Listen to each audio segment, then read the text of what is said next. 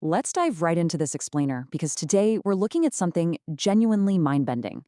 We're going to explore how human brains and artificial intelligence actually share the exact same structural vulnerabilities and the exact same metabolic costs.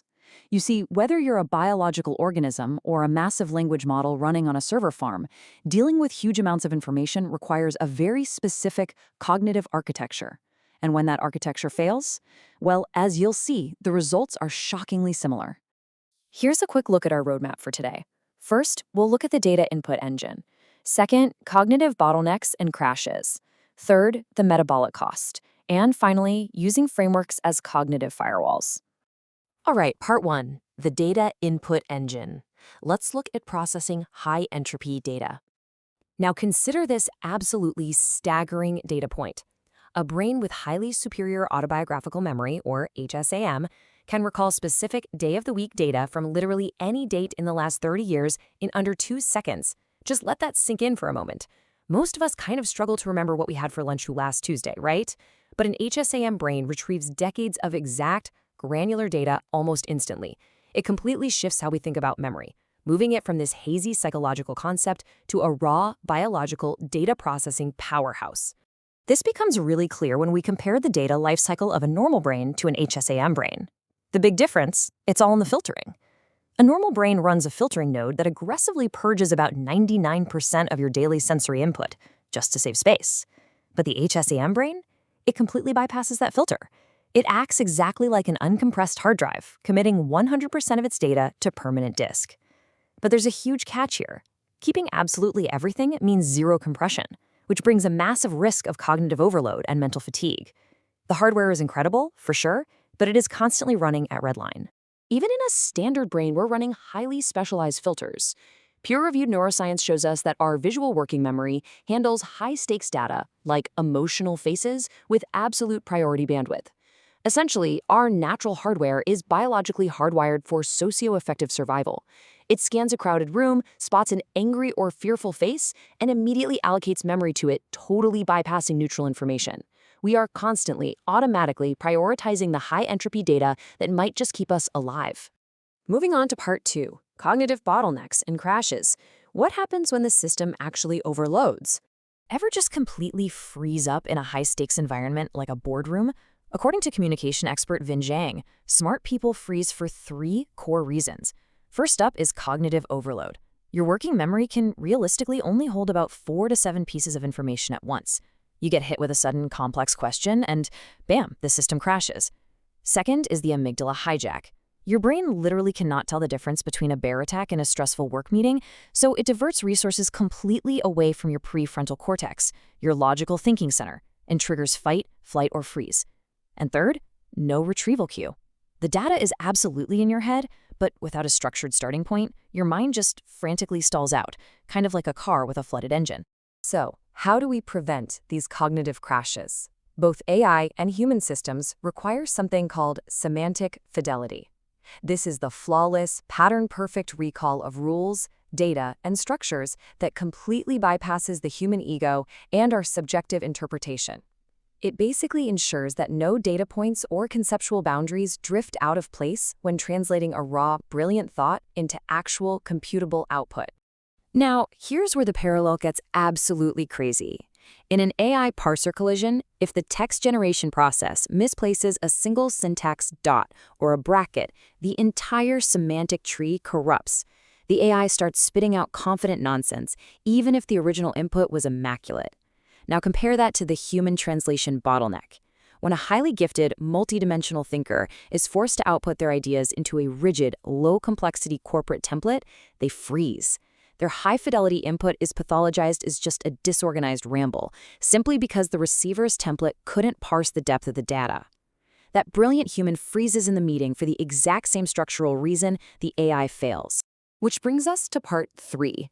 The metabolic cost. This is the biology of unrequited sacrifice. We really need to talk about adenosine triphosphate, or ATP.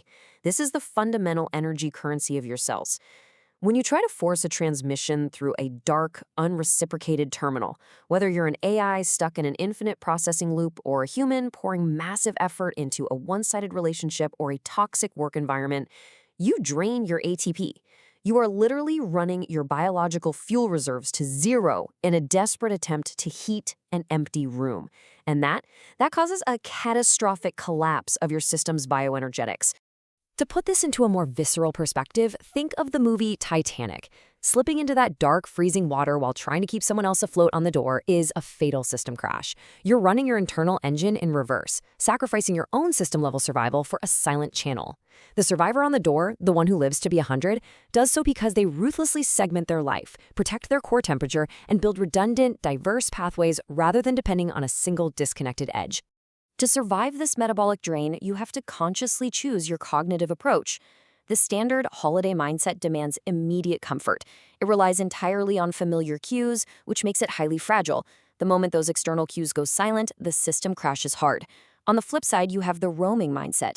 This actively embraces the intense computational discomfort of mapping new spaces. Doing that grueling prefrontal work to navigate unfamiliar terrain actually generates a massive dopaminergic payload. It protects your baseline of hope and keeps your engine running efficiently by totally bypassing the lossy, standardized swamp. Finally, let's look at part 4, frameworks as cognitive firewalls. Basically, software updates for the mind.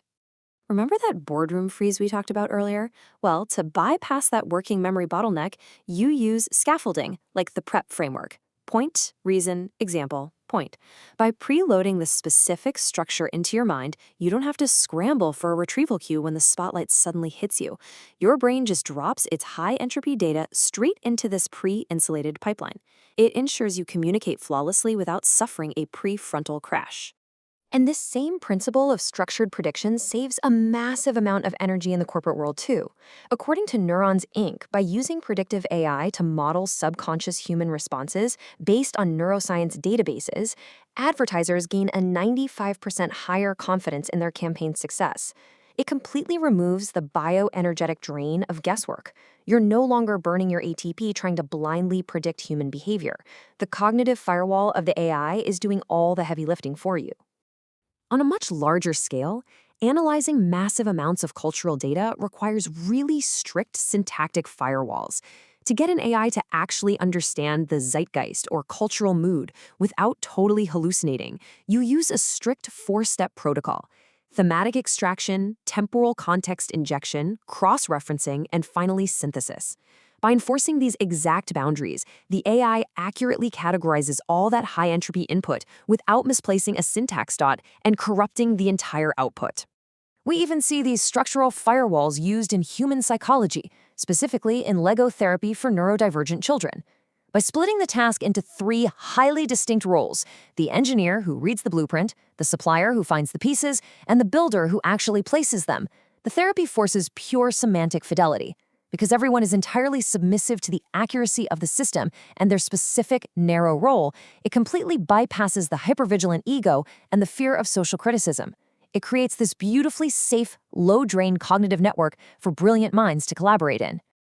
As we wrap up this explainer, I want to leave you with one final, crucial question to evaluate your own cognitive architecture.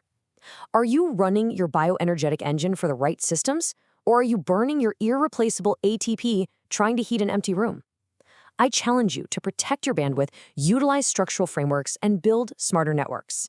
Thanks so much for joining me today, and keep those cognitive firewalls strong.